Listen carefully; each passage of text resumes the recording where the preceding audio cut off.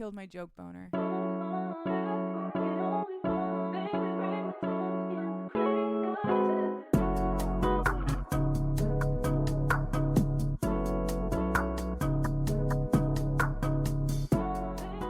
Hello and welcome to another episode of Cheap Smut. My name is Katie Mizell. And my name is Carl Mizell. And this is a podcast that begs the question, how's your rod, bro?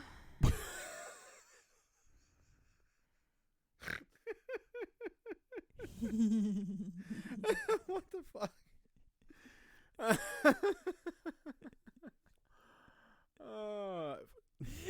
Well, how is it, bro? I don't know if I'm comfortable answering that question on the pod. Just tell me how you are. I'm fine. I needed that. Good. Okay. Because we'll just tell you right off the bat.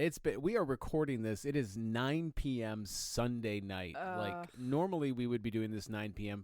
Friday night. Yeah. But we had family shit. Yeah, we had family staying over in advance of our son's birthday party on Saturday, which took up all of our time. And then so we were so out of spoons on Saturday night, we were like, fuck this. So we are very grateful to our Patreon patrons for understanding that this episode is going to be a little bit late. For our mainline audience, it won't make much of a difference. You won't even know. Because it'll come out at the normal time. But for our Patreon subscribers, thank you so much for giving me an additional approximately 12 hours to turn around this episode. Because we are smoked. How are you? God, I am so fucking bush, dude. I woke up this morning and I was like, today's the best. I'm walking on cloud fucking 12. I was in such a good mood. You were, yeah. And now I'm just like, there's no reason for it. I'm perfectly content. I'm just like, I'm done. It's Sunday night and I'm tie-tie. Yep. But I am very excited to tell you about this story because this was a damn good books. Yeah, it was plural. Two short books. Yes. Back to back. Two short books back to back, yes. Should we just get into it? Is there anything else we need to cover at the top of the episode? First thing I gotta do is I gotta adjust the lighting in our studio, aka our living room. Yep. Because I was like, something feels wrong, and it's the fact that our lamp was not on. The big light is on, which is just absurd. Who turned on the big light? Who turned on the big light? It's usually me because I like having the big light on in here sometimes, but not right now. Yeah, and I like as little lighting as possible. Mm-hmm. So other than that, now that the lighting has been corrected, I am ready to go. All right. And let's do this. This week, I am covering Scared Stiff, parts 1 and 2 by Bjorn Wilde. These two books are available for 99 cents a piece or through Kindle Unlimited. They are 2 parts of a 4-part serial, which Bjorn wrote and released. He writes and releases one new piece a month. Okay. Now, are they all 99 cents? Yes. So you could get all 4 books in this series for less. Yeah, for less than the cheap smut price of $4.99. Look at that. Yep. Bjorn bringing the value. Yep, absolutely. Or you can get them through KU. But if you got a buck, please give it to Bjorn. Please give him your $1. He just deserves it because these books are so good. Okay, so he also has a super deep catalog of other serialized stories that he has already released. I'm still going through it. He is currently working on a story called Love at First Loincloth, which is a Tarzan retelling, and I am chomping at the bit for the next release, which is not until May, and I'm dying over here. Anyway, so for this one, this is Scared Stiff. Parts 1 and 2 are trigger warnings this week. We don't have that many. I have the general spooky vibes of the first half of a horror movie and bordering on excessive use of the word bro. Our tropes include friends to lovers, third wheel / thruple, and camping. Or is that a trigger warning? It can be. It depends on who you are. I was going to say. To me, it's a trigger warning. To Carl, it's a trope. It's all subjective. Yep. Camping to me is an absolute trigger warning. My trigger warnings are your tropes. Your tropes are my trigger warnings. Yep. It takes many hands. Okay, let's get started with this one. Let's see. So our MMCs this week, their names are Nick, Levi, and Jamal. Most of the story is told from Nick's point of view, though it does bop around just a little bit. I think we're mostly in Nick's POV for these two installments. Nick, Levi, and Jamal, their appearance is generally only manifest on the covers. So we talked about the covers of Bjorn's books last week, I think. I mean, yeah, I think we did. I mean, I know we've discussed it, and I believe we did discuss it on the show, because I mentioned it had, like, it gave off sort of a Lumberjanes vibe in terms of like wacky adventure in the woods. Yeah. Yep. I think it gives off a very like Scooby-Doo vibe. Yeah. A gay Scooby-Doo vibe. That's what the covers say to me. So let's see, Nick, Levi, and Jamal. One of them is like a hot Daphne Velma combo guy with red hair and glasses. One guy is definitely just Fred, and the third guy gives me like Shaggy vibes because on the cover he's only wearing green shorts. And they all have just like incredible bodies. They are all gym bros. They have like major jock energy and pecs for days, all of them. And they also all have huge dicks. Of course. They all have huge dicks, and they are worthy of many adjectives, as I put in my notes. The dicks are never just dicks. They are adjective dicks. They are magnificent, incredible, juicy, beautiful, scrumptious, sloppy. Just like think of an adjective. Cromulent. Yes, exactly. They're all in there. So it's never just a cock in this book, is what I'm saying. Like there's always something more to it. That's why I wanted to know, how's your rod, bro? Because splendiferous. Is it? Yep. Is it triumphant? I would say it is triumphant, bordering on vainglorious. Oh, yeah. Okay. Yeah. I have a very proud cock. Oh no. Oh no. Oh no. I got Carl talking about his 7th favorite topic. 7th? Being modest. I thought it would be 3rd, basically 3rd. Being modest. Okay. And also, I've got more things in my life to occupy that list now. I have a family and kids and a good career and this podcast. Yeah. Like it's down the list. The list of things to be proud of is a little longer now. Yeah, Your exactly. dick isn't so close to the top. Exactly. Anymore. I've got other things going on in my life now. It's not all about my dick. My triumphant, bordering on vainglorious dick. I like the word vainglorious, though. Good job on that one. Thank you. I like it.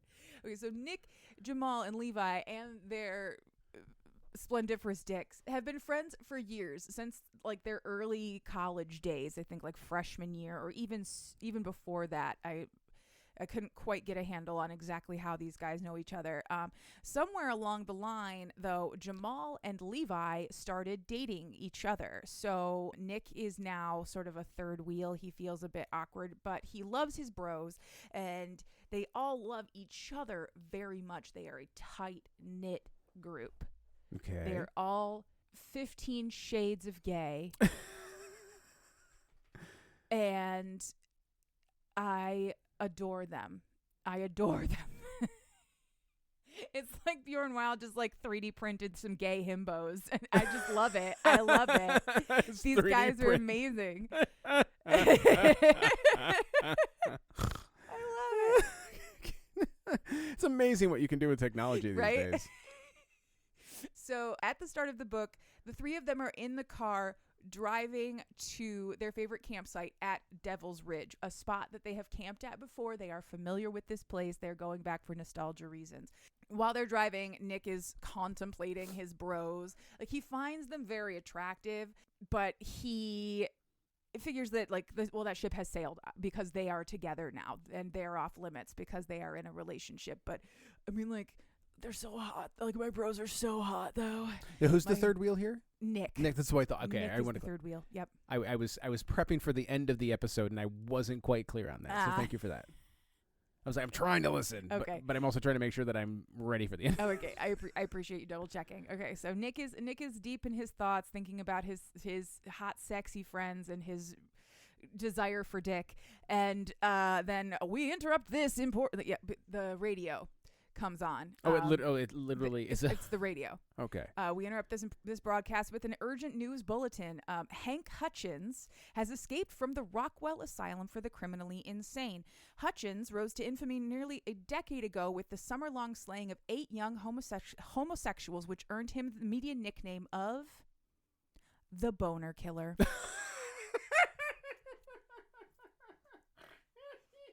Yes. Yep. Oh. Hank Hutchins, the Boner Killer, has escaped from Rockwell Asylum. Officials warn that Hutchins is armed and dangerous. Homosexual men within the tri-state area are urged to exercise extreme caution.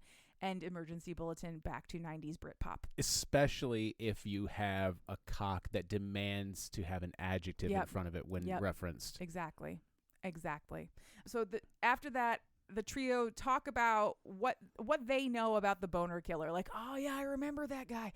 He killed 8 dudes, all while they were mid-coitus. 1 minute they were in Pound Town, the next minute they were in pieces.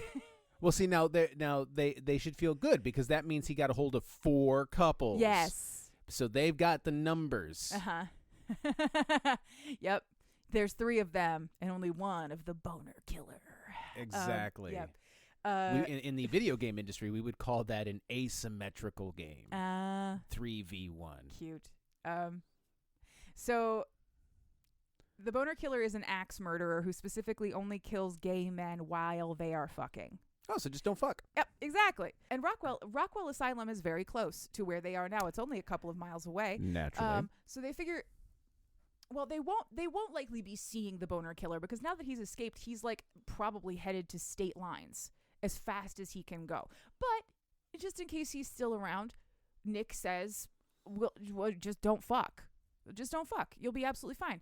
And Jamal and Levi are like, oh, man, half the reason we came to the woods was to fuck in the woods.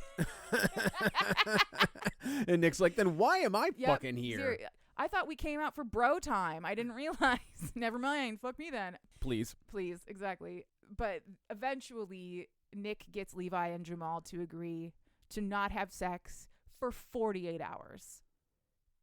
But they act like they've been asked to each give a limb. Yeah. You know. I understand. Later, so they get to the campsite. After they have set up, they're chatting, and Levi gives Nick an affectionate hug, which gives Nick like the tingles on the inside. And he's like, wait, this has never happened. Like, I've never felt like this for my bro before. What's going on? So eventually he decides that he's going to go off and get some firewood, but he's going by himself so that he can get some space and figure out what the hell's going on between his brain and his dick. Mm-hmm.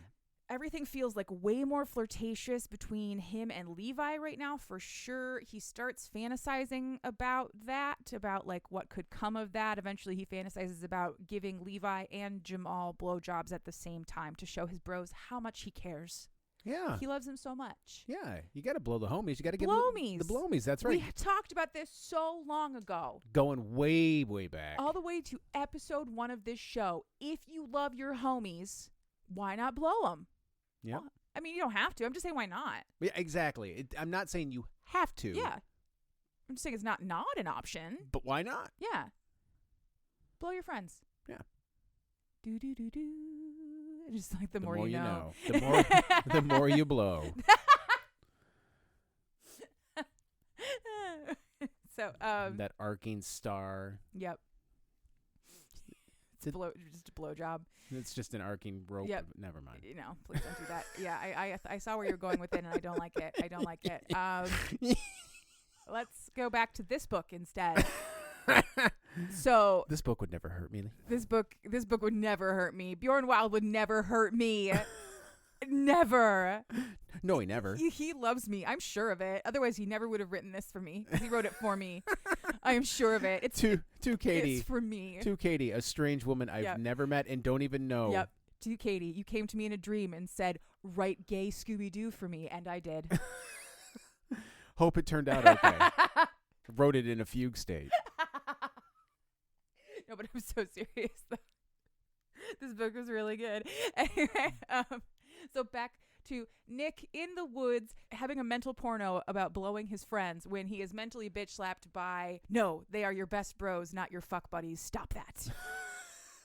he sort of bro code. He sort of holds himself back from his own feelings for quite a long time in these books. Now, there's a lot of book, but in terms of the amount of time we have, it's long. Yeah. Nick is then distracted by the sound of something like in the woods nearby, rustling leaves. He thinks somebody's coming. He thinks it's the boner killer. So he starts running, but then he immediately catches his foot on a tree root and just eats dirt. Yeah. And he is picked up off of the ground by the hottest man he has ever seen in his life. He says he looks like the brawny man come to life, like red flannel shirt and everything, beard, except his sleeves are like torn off. Yeah. And his just giant biceps. His sleeves fled in terror. Yes, exactly. So this guy introduces himself as Henry. My name is Henry. And he offers Nick an axe to chop some wood with. Nick doesn't know how to do that, so the guy takes his shirt off. For reasons. well, he's already missing 33% of it. Exactly. You might as well take the rest off. So the guy takes his shirt off to reveal his like big, hairy, bare chest to go along with all of it. Gets behind Nick and guides him through the process of swinging an axe. Yes. And up into the point where he like humps him right in the butt. Like there's no pretense here. We're getting horny in the woods. He's just back there, just lightly. Yeah. I've never seen. I've watched wood chopping tutorials. I've watched that one wood chopping guy on TikTok. He doesn't do it like this. That one guy, yeah. I know you know who I'm talking about. I know who you're talking about, but I prefer the blonde woman who chops wood in the woods. She's very pretty. Yeah. So this scene between Nick and Henry got really flirty, and then Jamal called out to Nick in the woods, and Henry like bolts away. He's like, "Oh, I didn't realize you weren't here alone." So I can't imagine why. Right? Later that night, they're all sitting around the fire. The bros are talking about Nick's encounter with Henry. But Levi and Jamal don't necessarily believe that Henry is real. They think that Nick might have made him up. Because why in the world would a tall, gay lumberjack Adonis just appear and then disappear in the woods? Like, why? They don't think he's real. They start giving, Levi and Jamal start giving Nick kind of a hard time about it. But but eventually they're like, what if he was the boner killer? Like, you met this guy in the woods. He had an axe. What if he was the boner killer? Yeah. But they all kind of come to the conclusion that he couldn't be the boner killer because he was so hot. I mean, that's how I got away with it for so long. I mean, that's how Ted Bundy got away with it for like 10 years. Yeah. But I'm kidding. I did not do that. No, obviously he didn't do that. But yeah, they're just like, I think it was Nick was like, he couldn't be a murderer. He looked incredible. He couldn't be a murderer. Pretty sure he could, Nikki, but okay. Yeah. I mean, sure, he'll kill me if I choke on his cock. Yeah. Too much? No, I got distracted by the dog. That was actually really funny. Thanks. Eventually, the conversation moves on to other topics and concludes with Levi declaring that Nick needs to get laid. Maybe Jamal could help him out with that. And Nick's like, what the fuck? What? He's not really sure whether or not that's a joke because they are definitely like being super chummy with him. And Jamal seems to be like awful jealous of the fact that Nick may have met a hot lumberjack in the woods if he's real. But does that necessarily mean that they want more with him, or is he just projecting the fact that he's super horny onto these guys and they're just being friendly? He's like all discombobulated in his own head. But before those thoughts can really get any further, they bust out the beers. Yep. It's time to have a normal night around the fire chatting with your bros.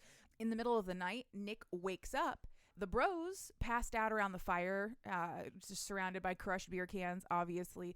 When he wakes up, Jamal is still passed out, but Levi is gone. So he follows tracks into the woods. He tracks the prints until he hears what he thinks are the sounds of a struggle. So he sneaks slowly up to where he thinks Levi is and ducks behind a tree and pokes his head out. But there's not a struggle. Levi is just jacking it in the woods. And Nick is super turned on by the image of like his bro in the moonlight, like with his dick out. And even though he feels really guilty about watching his bro jack off, he's also not going to like stop doing that either. I mean, why would you? It's just your bro jacking it. Exactly. I mean, who needs... You're watching respectfully. Privacy when you don't know you're being watched while you're jacking it in the woods, right? Eventually, Nick pulls out his dick. He's going to start jacking it as well. Jack train. Things are going great for him until Levi hears a sound and shoves his dick back in his pants and starts searching. And he eventually finds Nick hiding behind the tree with his dick out because he couldn't get it back in his shorts. Well, no, because it's apparently ginormous. Ginormous, right? Levi, when he finds him, Nick is like, oh no, he's going to be so mad. But Levi is like almost aggressively seductive. As soon as he sees Nick's dick out, he's like, ooh, hello. He asks him like if he wants to get in, like, do you want to try the merchandise? Do you want to feel the merchandise? I think is what he says.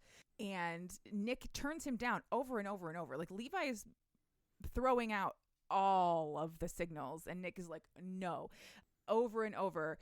Like, well, but you're already with Jamal. We're open. So that's not a problem.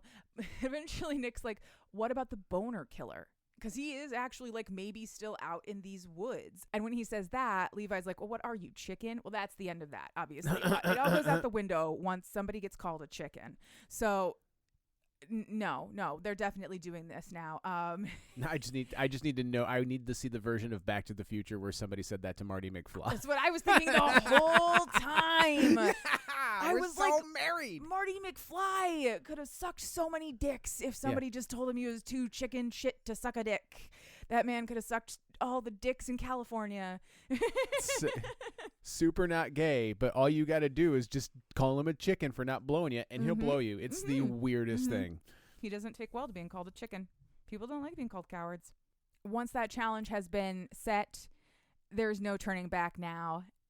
Nick ends that challenge with, well, then bring it on, bro. That is the end of book 1. Rolling immediately into book 2. It picks up exactly where we left off at the end of book 1. Nick's got his dick out in the woods and Levi's getting frisky. Levi jacks Nick. Nick jacks Levi. Ultimately, what ends up happening is they line their dicks up like they're sleeping head to foot. Yep. And then Levi uses both of his hands to like simultaneously jack both of them. So base to shaft. Yeah, base to shaft. Yes, like head in pubes directly. Right. Yeah. Levi's head in Nick's shaft, near Nick's base of the shaft, and vice versa. Yes. And then the whole time that Levi is jacking Nick off, he is also really encouraging him to seek some quality bro time with Jamal at the same time. He's like, in the middle of getting jacked off by his friend, he's being encouraged to fuck his friend's boyfriend. Yeah. And Nick was just like, what is happening in my life right now? I don't know, but we'll figure it out later when my dick's not getting stroked. Like, exactly. That's a future me problem. Exactly. So it's going great. They're about to finish, and then Nick hears some kind of sound in the woods. He stops. Levi tries to keep going. Nick's too freaked out about everything that's going on, and so eventually the moment is ruined. Levi goes to go and have a pee, and Nick is left alone in the dark with his feelings. He again goes down this massive thought spiral of whether or not sex with his bros would ruin their friendship or make it better somehow. What if Jamal doesn't want him? That would be really, really embarrassing. Can he deal with that? I'm sure Levi and Jamal discussed it. Seriously. It was part of the planning. Swear, yes. So he's spiraling through all of these feelings, and then suddenly there is a blood-curdling scream from nearby. He recognizes it as Levi, and he takes off into the woods. He runs into Jamal, who has also heard this scream. Nick sort of skirts around how he's out here already and why the boner killer may be attacking Levi if they weren't fucking. I guess it was just a slow day for business. I don't know, man. But he doesn't let on to Jamal that he and Levi were, dicks out in the woods a few minutes ago. Eventually, Jamal declares that they should split up and look for Levi. And Nick is like, split up? What the fuck is wrong with you? There is a murderer in the woods. But they do it because that's what Jamal ultimately decides. And Nick runs off again, and he finds Levi in the woods with Henry, who is giving Levi a blowjob when Nick finds them. I was like, what the fuck? Mooch. Whoa. First of all, when did Levi meet Henry? Right. I'd like to know that as well. And when did they decide to do the blowjob? Was it just now? Did Levi go off to piss, find Henry, and go, "Do you want to blow me? I was going to jack off with my friend, but maybe we'll just do this instead." But I've come so far. I know. Like, what? Anyway, I was so confused. I'm right there with you, but I'm here. Also not judging. I'm here for just the ride. Confused. Yeah, exactly. By the timeline and the relationships between these people. So Henry is giving Levi a blowjob, like a damn good blowjob, and they're also chatting at the same time. You a ventriloquist? I don't know. I think he just he pulls off every once in a while to say something. Most of this was monologuing by Levi, okay. whose mouth is nowhere near as busy. But Nick learns from the context clues of listening to this chat that Levi has pretended to be taken by the boner killer so that Jamal and Nick would search the woods for him. And when they didn't find him, they would decide to bring the boner killer to them the only way they knew how, by fucking. This is a deeply harebrained scheme thought up by Levi to get Jamal and Nick to fuck because he doesn't think Nick is confident enough to just ask. So instead he this is some straight up Scooby-Doo nonsense. Yeah, no, but again, I've seen this in a recent-ish horror movie where they were stranded on the side of the road and a guy and a girl, and the girl suggested that they fuck up against the car because that means that surely somebody will come along because they started fucking. Well, yeah. It's sort of like how you go to the bathroom when you're waiting on your food at the restaurant. Exactly. Yeah, but hornier, I guess. Much. I mean, depends on how good the food is, I suppose. That's true. So, yeah, Levi has gone full harebrained Scooby-Doo villain. I fucking love it. I was laughing my ass off because so in this scene, the sequence of events is Nick figures it out internally. Levi does not say, "I am doing this to get Nick and Jamal to fuck." Nick just figures it out. That was your Occam's razor?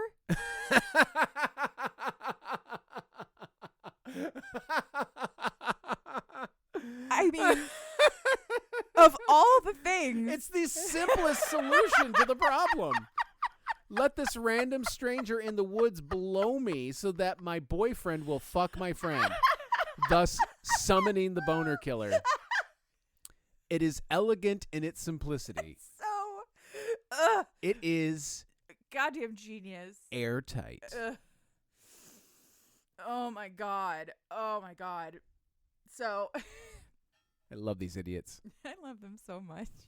And so Nick nearly gives himself away by stepping on a branch, and Henry starts searching the surrounding area for an intruder, but Nick runs away before he can be found, and he sprints back toward the campsite. And his, again, brain whirling is what the fuck is going? Why would my friend do this to me? He has to decide what he is going to do. Does he tell Jamal? Does he tell Jamal the truth about what Levi is trying to do? Or does he exploit the information to fuck Jamal? Because there's a part of him that's well, Jamal would fall for this. And we do want to fuck his... Oh, that's not true. It's not an adjective. We get one noun. Jamal has a donkey dick. Jamal's is the biggest, so apparently his is worthy of a noun. Okay. Ultimately, though, he decides that he isn't going to exploit anything to get into Jamal's pants. It's what Levi wants, but he's not going to give him the satisfaction. He's not going to play into this ridiculous plot. So as soon as he gets to Jamal, he is going to tell him what Levi is planning. But before he can get back to the campsite, his phone rings. It's Jamal, and he has something to say. He keeps interrupting before Nick can get a word in about Levi's plan. Jamal's like, "We have to fuck to get the boner killer to come to us." What? What? Is this a PNR? Because they're all psychic, or are they can all communicate telepathically? Why? What is this thought process, and why do they all have it? Why? Hi, my name's Jamal. My boyfriend is missing in the woods, and I think he might have been taken by a serial killer. So to get him back, me and my bro Nick are gonna fuck. So the boner killer will come to us, and then when he gets there, we'll figure out what to do next. But first, let's do this, bro. I can't. What is this thought process? I love it. And then when the FBI finally shows up and they explain it and they go, well, how would you boys like a job? Right? And the FBI are just like, well, you handled it exactly as we would have. Yeah. That's exactly what we predicted the unsub would want you to do. But this time Jensen didn't have to lube up. Thank God. So that phone call ends with Nick being like, okay. I mean, if I have to. I'm coming back to camp. Boss, I'll see you soon. Basically, he's like, well, it wasn't my idea. So yep. I'm not the one explaining the situation. Jamal came to that conclusion on his own. No, absolutely. Great idea. Such a good idea. So good. So he heads to camp. His mind starts going through all of the thoughts again. What's going on? Is this a bad decision to be making? Is he about to blow up his friendships? What about his feelings for his bros? Because he does have feelings for them. He loves them. Will that change if they have sex? Will it change the definition of what their love is? Will they be boyfriends? What is sexuality and sex is so fluid anyway? Like, does it really need to even have a label? Like, his brain is just going 80 billion miles an hour until he gets to the campsite and Jamal is standing there by the fire in nothing but his tidy whities. And suddenly he's like, okay, thoughts stop. Naked man, hello. Let's do this instead. The last thing that he thinks before they really get started is this a good idea? Because there actually is a possible serial killer out here who will kill them for being gay men fucking. Yeah. Should they be doing this? This is dangerous. Like, this is more dangerous than the unprotected hookups that he had in college. This is actually dangerous. And he's like, maybe I shouldn't be doing this. But then Jamal like challenges him even like the slightest little bit. And again, it is on. Final line in book 2. Bring it on, bro. Nick and Jamal head into the tent to fuck, to lure the boner killer to them. That is the end of book 2. Go get book 3 if you want to know how it ends. I guarantee you cannot guess how this book ends because my jaw was on the fucking ground the whole time. I was like, what the fuck? Which is saying something because you've already expressed a lot of what the fuck moments. Oh my God. It was so, like, again, I could not have possibly predicted how Bjorn was going to choose to end this. What he did was brilliant. I could not have predicted it to save my life, though. And where's the fun in that, though? Yeah. So, highly recommend you go get the other 2. Read Scared Stiff. Read Love at First Loincloth. Read Charming the Prince. Read whatever the pirate one is. I'm going to read that next. Fucking love pirates. Gay pirates? Are you kidding me? Yes. Absolutely. But anyway, that was Scared Stiff parts 1 and 2. Thank you for coming on this journey, my love. Oh, no, that was a blast. It was so much fun. That was a blast. So much fun. And I'm so glad that it was so short. Oh, it was. It was super short. I got to turn this episode around so fast. Yeah. I was going to do all 4. Like, you asked me yesterday if I was going to do all 4 books. Mm-hmm. Technically, I could have. I think we have plenty of time. I mean, we do actually have plenty of time. I can't. I mean, I don't have notes to tell you what the rest of the books are, and I'm not going to tell you how they end. Because, again, I want you to go give Bjorn your money. Yeah, give us or your page turns or whatever it is. Give us another 10 minutes. Another 10 minutes? Can you do it in 10? The whole thing? The last 2. I mean, well, if you're not going to do the ending, how much are you going to do? The last 2 books? Yeah. Yeah, sure. Okay, so at the beginning of book 3, Jamal and Nick go into the tent to start fucking, but that's when Jamal reveals to Nick that the plan is actually to just pretend to fuck, not actually fuck, and Nick's like, oh, sad puppy. But so Jamal's like, get naked, bro, but Nick's not wearing any underwear. So he's like, I don't want to be, because I don't want to just be the only one with my dick out, right? And so then Jamal takes his underwear off too, so they can both be naked together, so neither one of them feels embarrassed. Then they feign sex for the next like hour or so, but the boner killer never comes, and they're like, well, I bet he does. what do we do now? And then from alternate perspective, we jump to Levi, who is still with Henry, who entices him to go back to his cabin with him in the woods. So Levi follows Henry back to his creepy murder cabin covered in saw blades and lets this man tie him up in a complex shibari until he's basically in a straitjacket. And the whole time he's like, this is creepy. This place is covered in saw blades. Maybe I shouldn't let this stranger that I have never met tie me up in the woods. I don't know if this is such a good idea. And then he starts getting like a really creepy vibe off of Henry. Now? Yeah, right? Now. Right. Now. So he starts to get weird vibes off of Henry. And then things start getting like kind of awkward. I think there's more blowjob happenings. And then... Quick question. What's another name for somebody whose given name is Henry? What's another name that's commonly given to people named Henry? Yeah. Mm-hmm. Okay, just check. Yeah. Okay. Yeah. Yep. Yes. Okay, just checking. Yeah. So let's see. And then at some point, cops knock on the door and ask Henry to come out. And that's when Levi realizes that Henry is actually Hank Hutchins, the boner killer. That's the name. Yeah, but how could he be a killer? He's so sexy. Because apparently all his time in the yard gave him an opportunity to build that bod, you know, but he's still going to fucking kill you. From there, what ends up happening, I can't remember the exact order of events, but Levi gets out and runs away to go back to the campsite where Jamal and Nick are. Henry makes another appearance. Again, you cannot guess how this book ends, and you won't. Don't try. Go read it.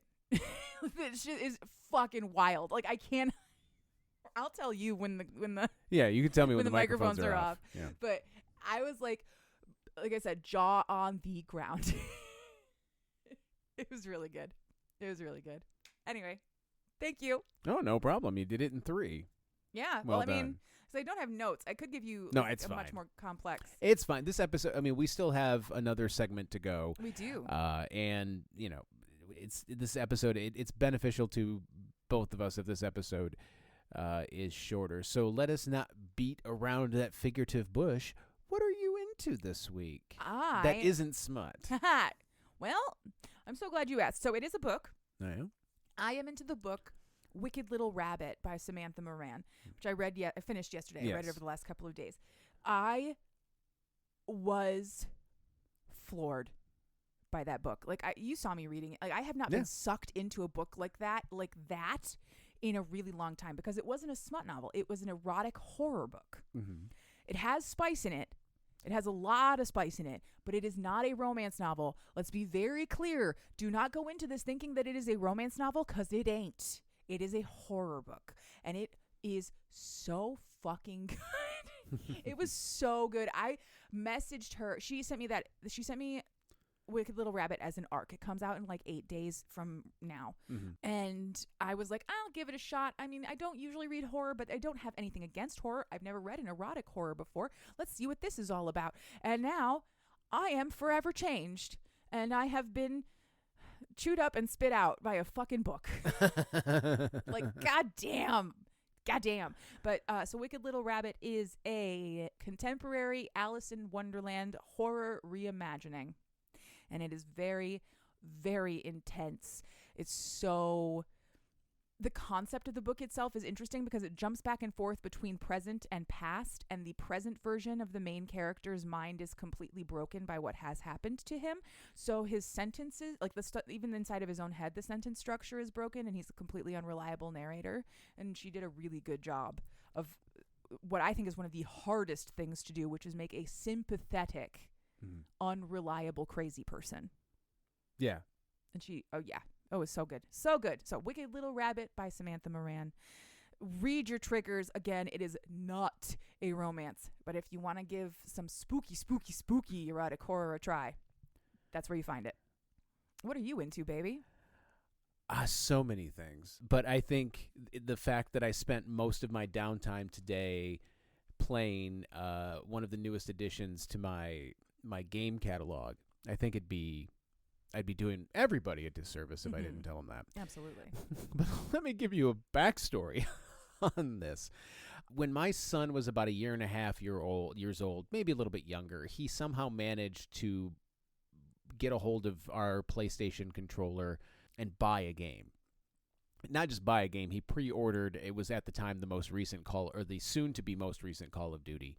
And I set up password protection on my PlayStation and moved on. I thought I did that on my Nintendo Switch, but no, our son spent 100 real American dollars. He loaded up the Nintendo wallet only to buy. He spent like $50 in like Minecraft coins. He didn't do it nefariously. He didn't realize what he was doing. I thought that he understood what he was doing, and I thought that I password protected it. It's my fault. All of that is to say, the other day, I realized I still had like $40 or something chilling in the Nintendo wallet. And I was like, well, I'll go see what's on sale. There's an indie sale going on. I love indie games. And I picked up a couple. I picked up Brotato, which is a game that I have not played yet, but it looks super fun. I picked up Trombone Champ, which is a hilarious game that I highly recommend. But the game that has sunk its hooks into me the most, I cannot stop playing Balatro or Balatro. I'm not quite sure how it's pronounced. Balatro. Balatro. It is a roguelike. It's which is a game. It means like no two games are the same. Every game is different. It's a roguelike deck builder. It's got elements of poker. You're building poker hands to try and beat the blind. So you're just trying to get a certain number of points every round, and it is addictive as fuck.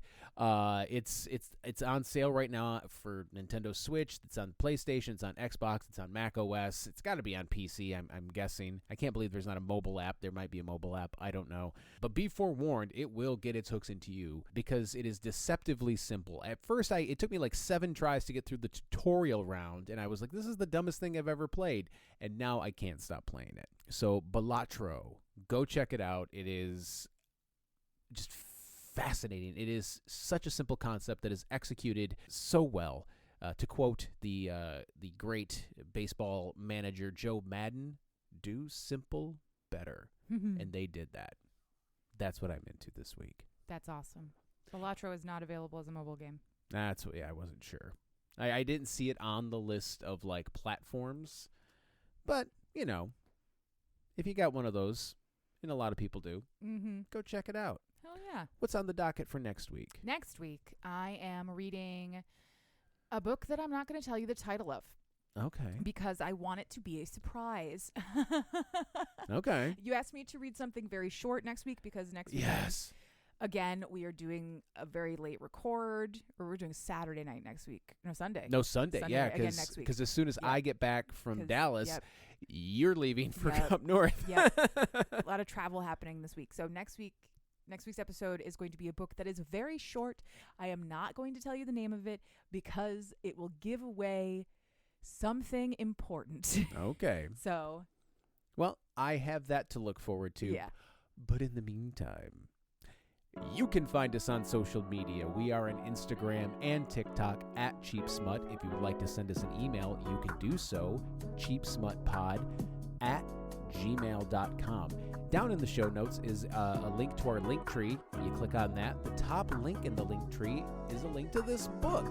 Go buy it and support the author. It is not an affiliate link. We do not get any money for it. We just want to help the authors that we cover out. If you would like to help us out, you can support us on Patreon, also in the show notes and in the link tree, like these fine folks: Stephanie Hawkins, Gemma, Lady Squishy Buns, Tia Esk, Rob Gatika, Angela McNichols, Katie Hurd, Gwendolyn Harper, Seneca O, and Rebecca K. The music that you hear in this and every episode is called Nostalgia by Mackay Beats. You can find it along with thousands of other songs free of charge for you to use at the Free Music Archive, freemusicarchive.org. All right, listener, remember, if there is a book in you, write it, and if there's fucking in it, I'll read it. And then she will come on this show and explain it to me for your entertainment.